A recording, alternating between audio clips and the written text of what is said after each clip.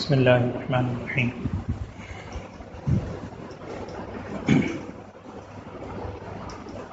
آج کی منزل میں آپ نے پوری ایک سورت سورہ انعام سنی ہے الحمدللہ۔ ایک تو اس سورت کا نام سورہ انعام نہیں ہے، بعض لوگ غلط فہمی سے اس کو انعام پڑھتے ہیں، یہ انعام نہیں سورہ انعام ہے۔ انعام کہتے ہیں چوپاؤں کو، جانور،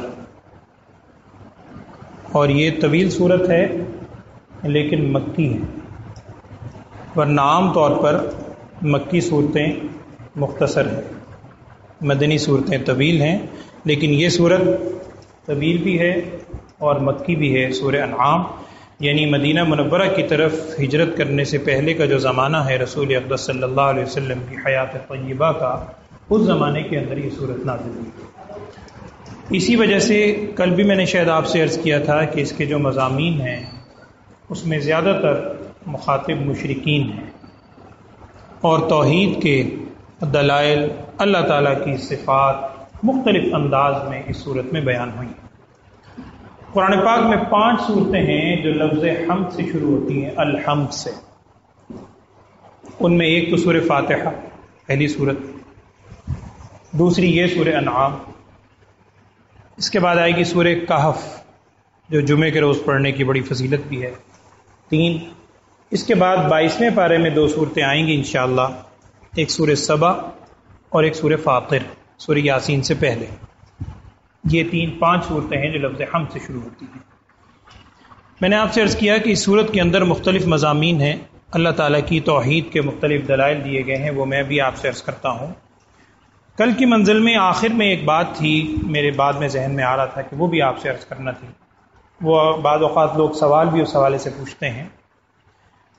کل آپ نے 7ویں پارے کے اندر آغاز میں سورہ مائدہ کے اخیر کے اندر قسم کے بارے میں اللہ تعالیٰ نے وہاں پر تفصیل بیان فرمائی ہے۔ سورہ بقرہ میں بھی یہاں قسم کا لفظ آیا تھا، یہاں بھی آیا کل، اور کل وہاں اس قسم کا کفارہ بھی بیان ہوا ہے۔ لا یؤاخذکم اللہ باللغو فی ایمانکم ولکن یؤاخذکم بما عقدتم الایمان۔ ایک ایمان ہوتا ہے، ایک ایمان ہوتا ہے۔ یہاں لفظ ایمان ہے جو یمین کی جمع ہے، یمین کہتے ہیں قسم کو۔ قسم کی شریعت کے اندر 3 قسمیں کی جاتی ہیں۔ عام طور پر ہم لوگ، جو زیادہ تر ہمارے ہاں رواج ہے، خصوصاً ہم پنجاب کے ماحول میں، ہم لوگ خاص طور پر تجارت کے اندر بہت زیادہ قسمیں اٹھاتے ہیں، بات قسم اٹھانا۔ یہ قسم اٹھانے سے آپ صلی اللہ علیہ وسلم نے منع فرمایا، اس کو یمین لغو کہا جاتا ہے۔ فضول قسم ہے، ویسے اٹھائے جا رہے، خام عادت بنی ہوئی ہے، اس عادت کو چھوڑنا چاہیے۔ دوسری بات یہ ہے کہ اگر کہیں قسم کھانے کی نوبت آئے تو اللہ کے نام کی قسم اٹھانی چاہیے۔ اللہ کے علاوہ یہ جو ہمارے عادت ہے کہ دوسروں کے ناموں پر تیرے سر کی قسم، نعوذ باللہ، پتہ نہیں کیا کیا ہم باتیں کرتے ہیں، بالکل غلط۔ اللہ کے نام کی قسم اٹھائیں۔ میں عرض کر رہا ہوں قسم کی 3 قسمیں ہیں، جن میں سے ایک قسم پر صرف کفارہ آتا ہے جس کا قرآن نے ذکر کیا خود۔ ان میں سے 2 قسمیں ہیں جن کا تعلق ماضی سے ہے، تیسری قسم ہے جس کا تعلق مستقبل سے ہے، فیوچر سے۔ ماضی کے بارے میں ایک تو ابھی میں نے آپ کو بتائی، فضول میں آپ نے قسم اٹھا لی، اللہ کی قسم، اللہ کی قسم، میں نے یہ نہیں کیا، اللہ کی عادت بنی ہوئی ہے۔ اور اس کو ایک قسم وہ بھی شمار ہوتی ہے یمین لغو کے اندر کہ آپ نے جان بوجھ کر قسم کھائی ہے۔ کسی نے فرض کریں آپ سے پوچھا کہ جی فلاں آدمی آ گیا ہے، آپ نے تھوڑی دیر پہلے گزرتے ہوئے دیکھا تھا، آپ سمجھے شاید وہی ہے، حالانکہ کوئی اور تھا، آپ نے کہا اللہ کی قسم آ گیا۔ اب یہ ماضی کے بارے میں ہے، پاسٹ کے بارے میں، جان بوجھ کر ہے، لیکن آپ کو غلط فہمی لگی ہے، آپ نے جھوٹ نہیں بولا، آپ اپنی سینس میں سمجھتے تھے کہ آ گیا، لیکن واقعہ اس کے خلاف تھا، غلط فہمی سے وہ جھوٹی قسم، یہ بھی یمین لغو ہے۔ اس کا کفارہ نہیں ہے، جب بعد میں آپ کو علم ہو جائے تو توبہ کریں، استغفار کریں، آئندہ احتیاط کریں، یہ بھی یمین لغو ہے۔ دوسری قسم قسم کی ہے جو جان بوجھ کر جھوٹی قسم کھائی جائے۔ مجھ سے کوئی پوچھتا ہے تو نے یہ کام کیا اور میں نے کیا ہے، میں جان چھڑانے کے لیے کہتا ہوں اللہ کی قسم میں نے نہیں کیا، نعوذ باللہ۔ جان بوجھ کر جھوٹی قسم کھانا ماضی کے بارے میں، اسے کہتے ہیں یمین غموس اصطلاحی طور پر۔ غموس کا مطلب ہوتا ہے کہ گھیر لینا. یہ اتنی سنگین جرم ہے کہ گناہ کے اندر گویا اس گناہ نے اس بندے کو ڈھانپ لیا. اتنا سنگین گناہ ہے، لیکن کفارہ اس پر بھی نہیں. شریعت نے اس پر کفارہ مقرر نہیں کیا. گناہ بہت سنگین ہے، توبہ کرے، آئندہ کے لیے احتیاط کرے، اپنے طور پر کچھ صدقہ وغیرہ دینا چاہے دے دے. شریعت نے کفارہ مقرر نہیں کیا.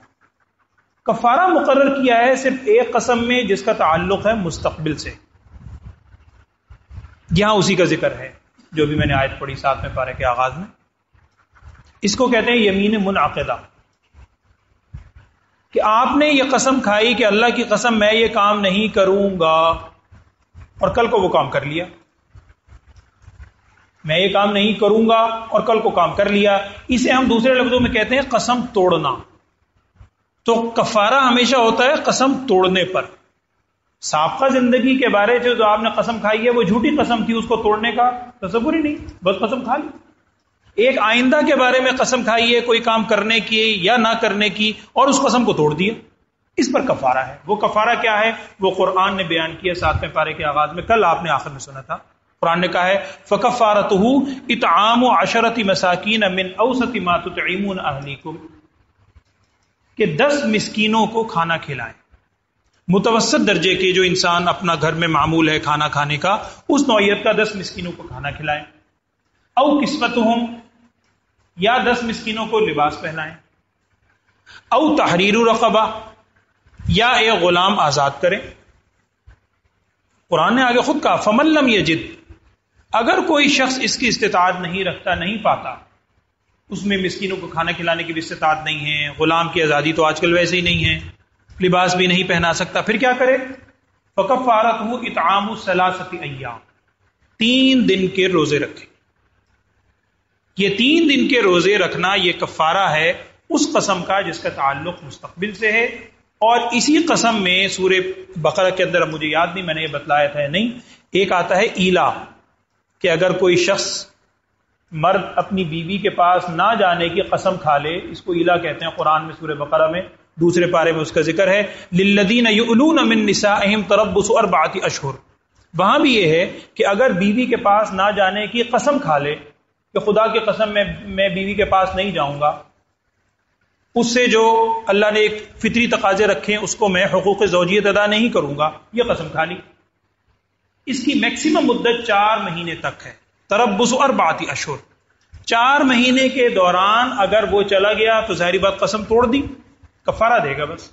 لیکن اگر 4 مہینے تک جانے کی قسم یا 4 مہینے سے زیادہ کی قسم کھا لی، 4 مہینے مدت ہے، جب 4 مہینے گزرے گی اس بیوی کو خود بخود ایک طلاق بائن واقع ہو جائے گی. یہ سورہ بقرہ میں اس کا ذکر ہے.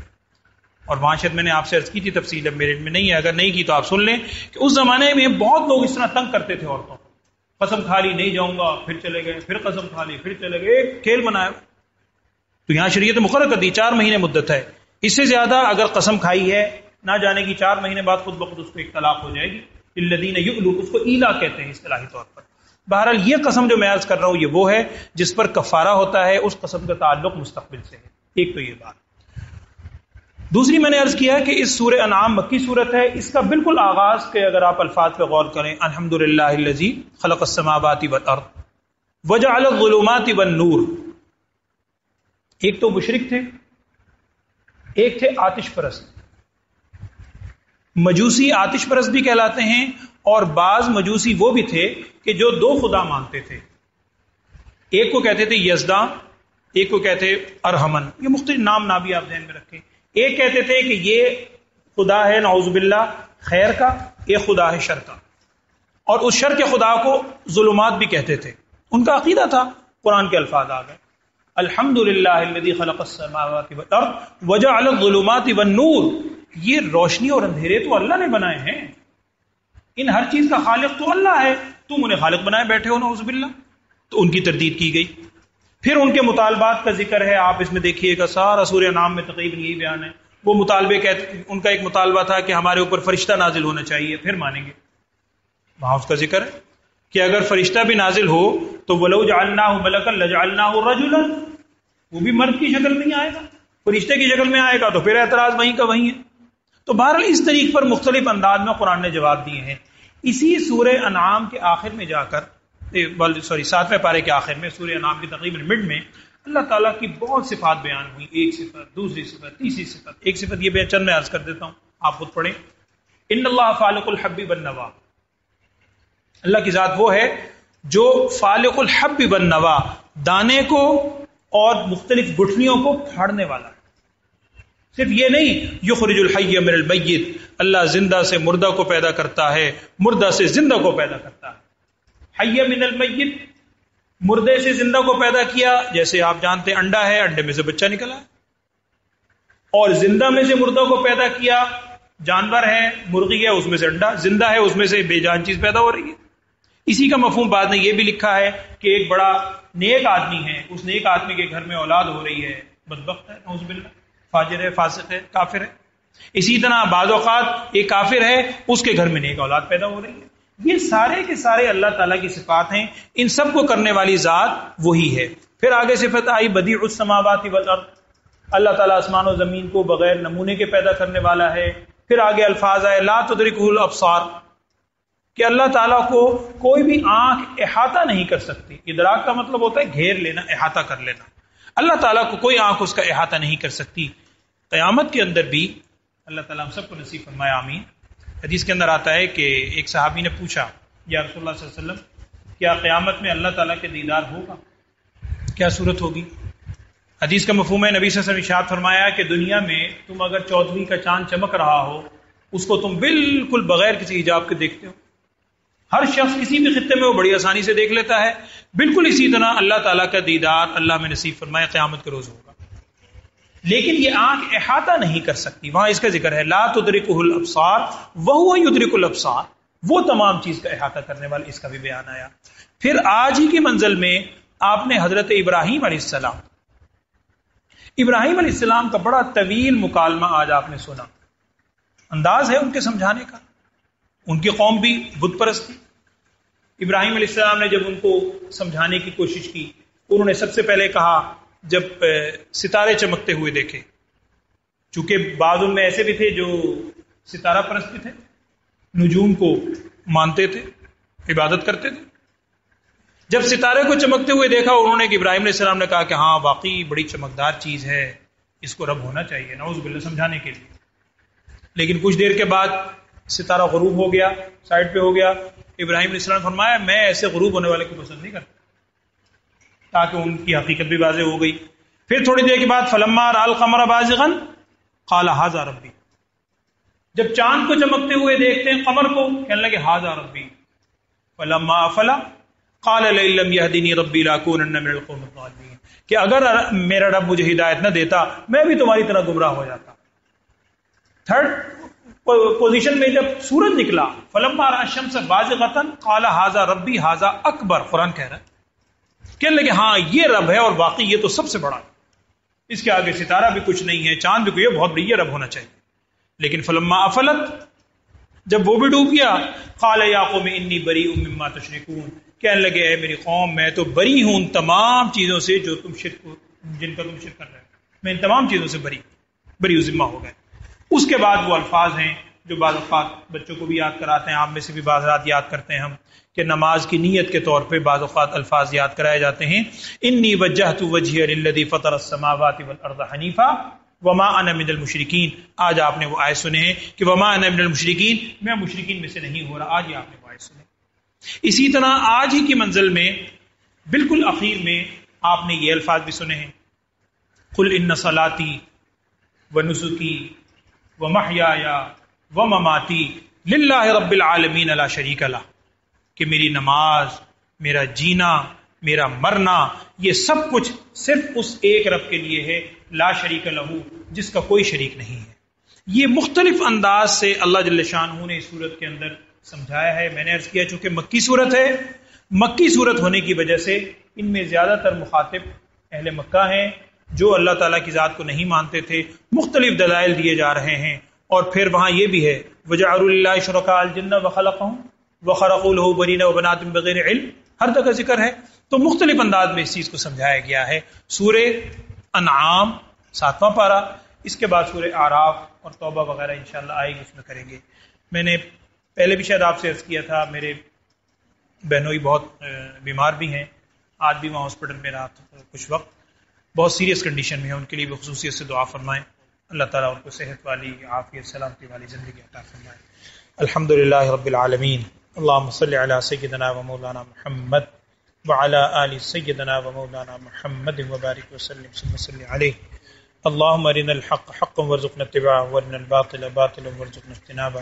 یا اللہ ہم سب کے گناہوں کو معاف فرما، لغزشات سے درگزر فرما، تمام بیماروں کو، جتنے بیمار ہیں تو جانتا ہے یا اللہ، تیری قبضے میں میرے مولا بیماری بھی ہے، شفا بھی تیرے قبضے میں ہے یا اللہ، تمام بیمار جتنے بیمار ہیں ان کی بیماریوں کو یا اللہ تو شفا سے تبدیل فرما دے، صحت سے تبدیل فرما دے یا اللہ، جتنے بیمار ہیں ہر قسم کی جسمانی بیماریاں ہیں، روحانی بیماریاں ہیں، ہم سب کو اس سے محفوظ فرما، ہم سب کو ہر ہر عمل میں رسول اللہ صلی اللہ علیہ وسلم کی کامل اتباع نصیب فرما۔ وصلی اللہ تعالی علی خیر خلقہ سیدنا و مولانا محمد وعلی آلہ وصحبہ برحمتہ۔